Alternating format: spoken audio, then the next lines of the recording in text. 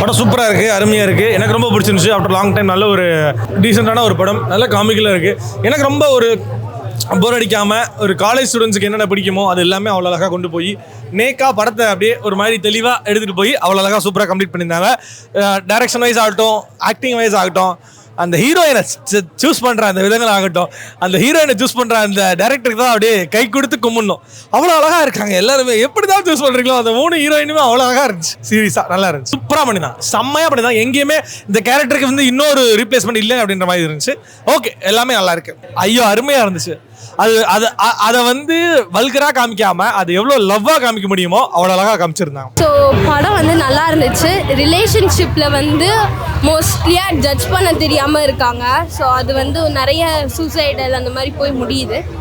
So அதெல்லாம் வந்து எப்படி வந்து ஒருத்தவங்களை கைட் பண்ணி கூட்டிகிட்டு போகுது அப்படிங்கிறது தான், எப்படி மாற்றுது ஒரு பர்சன் அப்படிங்கிறது தான் this film was all about. படத்தோட கான்செப்ட், நீ உன் பொண்டாட்டிகிட்ட சண்டை போட்டாலும் சரி, உன் லவ்வர்கிட்ட சண்டை போட்டாலும் சரி, அது எல்லாமே வருது இந்த படத்தில். நீ உன் ஒய்ஃப் லவ்வர் பெண்கள்கிட்ட சண்டை போட்டாலே நீ ஒரு இதே இல்லாத ஒரு ஆண் மகன்றதை இந்த படம் சொல்லு. லவ் வளர்த்துக்கா. உனக்கு எதுக்கு இது?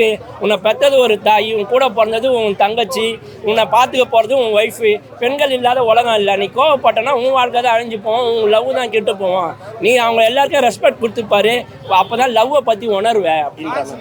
ஐயோ, ஸ்ரீராம் ஒரு பாட்டு பாடியிருக்காருன்னா அதை வச்சு தான் நான் டேரக்டர் வேற ஆளான்னு பார்த்தேன். அவ்வளோ அழகாக இருந்தது அந்த சாங்கு. லிரிக்ஸ், இந்த பாடலாசிரியரோட லிரிக்ஸ் அவ்வளோ அழகாக இருந்தது. ஒவ்வொன்றும் அது மனப்பாடம் பண்ண முடியல, ஆனால் ரசிக்க முடிஞ்சுது. படத்தோட கதை என்னன்னா, விஷ்ணு விஷால் வந்து ஒரு நடிகர். அவர்கிட்ட வந்து ஒரு டேரக்டர் கதை சொல்ல போகிறாரு. 2-3 கதை சொல்கிறாரு, எல்லாமே வந்து ரிஜெக்ட் பண்ணிட்டே இருக்காரு. அதுக்கப்புறம் எனக்கு லவ் ஸ்டோரி தான் வேணும்னு சொன்னோன்னா இவர் அவரோட சொந்த ஸ்டோரியை சொல்கிறாரு. இதுதான் படத்தோட கதை. ஃபர்ஸ்ட் ஹாஃப் பார்த்தீங்கன்னா ரொம்ப அருமையாக இருக்குது, எங்கேயுமே லேக் இல்லை, ரொம்ப சூப்பராக போகுது. செகண்ட் ஹாஃப் பார்த்தீங்கன்னு வச்சிங்களேன், ஃபர்ஸ்ட் ஹாஃப் கம்பேர் பண்ணும்போது கொஞ்சம் ஸ்லைட்டாக ஒரு நூல் கம்மியாக இருக்குன்னு சொல்லலாம். பட் ஓவராலாக நல்ல ஒரு அருமையான படம். கண்டிப்பாக எல்லாருமே தேட்டரில் பார்க்க வேண்டிய ஒரு படம். நல்ல ஒரு ஃபீல் குட் மூவி தான் சொல்லலாம். படம் பார்த்தீங்கன்னு வச்சிங்கன்னா ஒரு 2 கதை இருக்குது. ஒன்று வந்து விஷ்ணு விஷால்கிட்ட இவர் டேரக்டர் பேசுகிற ஒரு விஷயம், ப்ளஸ் அவரோட லவ் ஸ்டோரி. பட் ரைட்டிங் எந்த அளவுக்கு சூப்பராக இருக்குன்னா, எங்கேயுமே வந்து ஆடியன்ஸ் வந்து இந்த கதைக்குள்ளே போகும்போது, அந்த ஷிஃப்ட் போகும்போதெல்லாம் எங்கேயுமே வந்து டோட்டலாக கதைக்குள்ளேயே வந்து இன்வால்வ் ஆகியிருந்தாங்க.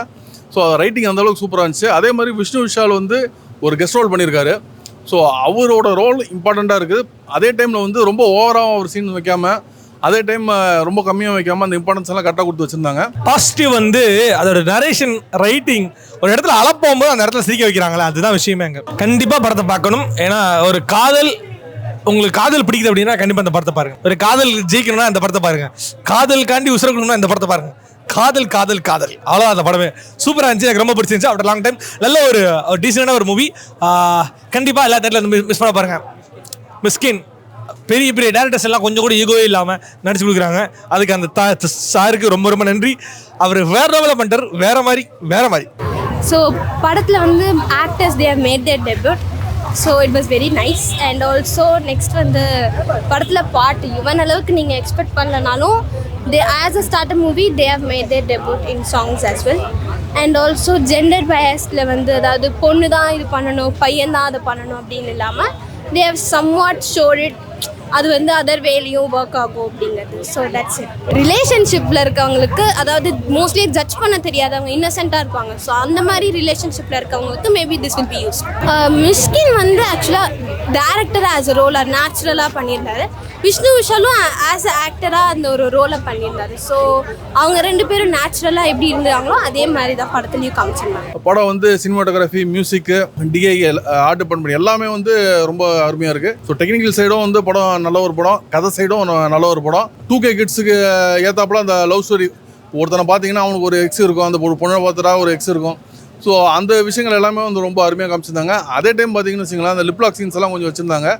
இன்னொன்று ஃபேமிலி ஆடியன்ஸு மோகம் சொல்லிக்காத அளவுக்கு அதுவும் ரொம்ப ஓவராக வைக்காமல் லைட்டாக தூவி தான் விட்டுருந்தாங்க. கண்டிப்பாக ஒரு முறை தேட்டரில் பார்க்க வேண்டிய ஒரு படம். இந்த மியூசிக் டைரக்டர் பார்த்தீங்கன்னா ஏற்கனவே ஒரு படம் டாடா படம் பண்ணியிருந்தார். அதில் ஸ்ரீராம் அது கிஸ்ஸி, இன்னும் நல்ல நல்ல படங்கள் பண்ணியிருந்தார். ஆனால் அவர் பேர் என் வாயில் நோடியில் கிறிஸ்டின் பேர் போல இருக்குது. ஏன்னா நிறைய பேர் இருக்கிறாங்க கிறிஸ்டினில், ஜென் மார்ட்டின்னு நினைக்கிறேன். அதுமாரி சாம் சிஎஸ்சி நிறைய பேர் இருக்காங்க. ஸோ இந்த ஜென் மார்ட்டினோ சாம் சிஎஸ்கே அடுத்து பின்னாடி நிற்கிறாரு. எப்போ வேணால் இந்த ரேஸில் முன்னாடி வரதுக்கு வாய்ப்பு இருக்குன்ற மாதிரி நான் பார்க்குறேன். ரெட்டன் கிங்ஸ்லி வந்து நிறைய அங்கங்கே காமெடி டைலாக்ஸ் கொடுத்து அதுவும் வந்து படத்துக்கு வந்து பூஸ்ட் பண்ணிச்சு. மிஷ்கினும் ஒரு கேரக்டர் பண்ணியிருக்காரு, ஒரு தைசாது ஊர்கா மாதிரி. அங்கங்கே வந்து படத்தை லைட்டாக பூஸ்ட் பண்ணுறதுக்கு அவரோட சீக்வன்ஸ் எல்லாமே வந்து ஹெல்ப் பண்ணுச்சு. டைரக்டர் வந்து அந்த 3 ஹீரோ ஒரு 3 பொண்ணுங்க இருக்காங்க, எல்லார்ட்டையும் நடிப்பு வந்து செம்மையாக வாங்கிட்டாரு. எஸ்பெஷலி வந்து அந்த ஹீரோயின் மீரான்னு ஒரு கேரக்டர் பண்ணியிருந்தாங்க, அவங்கள்ட்ட இமோஷன்ஸை வந்து அந்தளவுக்கு சூப்பராக வந்து வாங்கிட்டாரு, அந்தளவுக்கு கேப்சர் பண்ணிட்டார். ஸோ அவங்கள நடிக்க வச்சது உண்மையிலே வந்து டைரக்டருக்கு வந்து ஹேட்ஸ் ஆஃப். டெக்னிக்கலாக படம் ரொம்பவே நல்லாயிருக்கு.